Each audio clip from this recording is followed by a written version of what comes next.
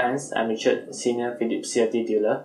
Last week, major US equity indexes such as the Dow Jones Industrial Average 30 and the S&P 500 scaled to record highs, underpinned by solid US economic numbers, while Fed's preferred gauge of price pressures stayed comfortably below its 2% inflation target since March 2012.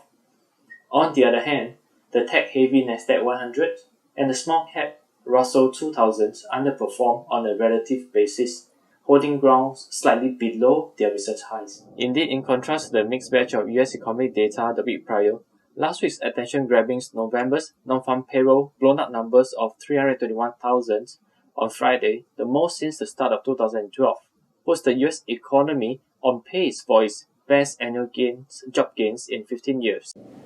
While equity market initially wavered over concerns about the implications for Fed policy, market optimism triumphed as accompanying reports showing a rise in hourly earnings and the lengthening of the workweek raised hopes that corporate profits could eventually be boosted by stronger consumer spending, along with an increase in capital investments.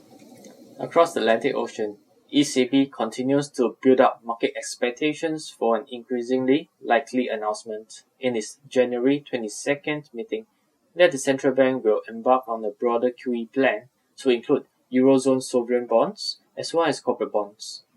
Therefore, it is no surprise that the global policy divergence theme is vividly on display in cross-market actions once again.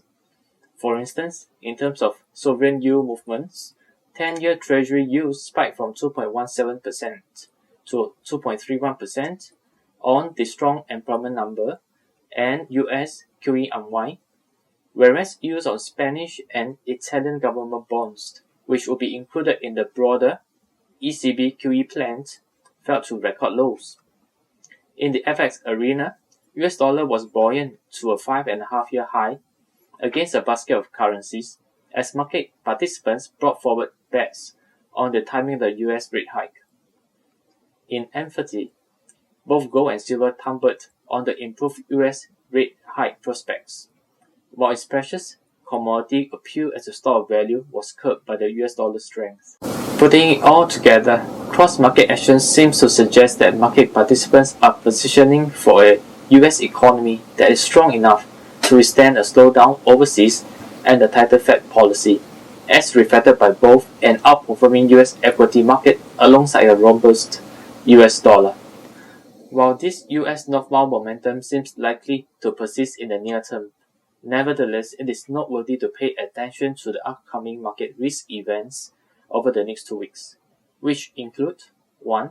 Japan's December 14 elections to decide on whether to give PM Shinzo Abe a new mandate for its economic and structural reforms, followed by 2.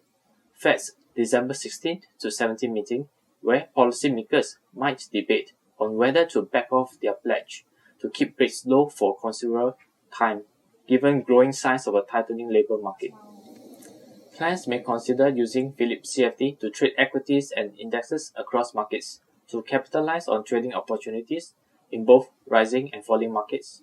In addition, you may also trade based on different strategies using many more benchmarks which are available with Phillip ETFs. With that, I've come to the end of the presentation. Thank you for watching this week's Market Watch. I'm Richard from Phillip CFD. Please subscribe to us on PhillipCapital YouTube channel and Facebook.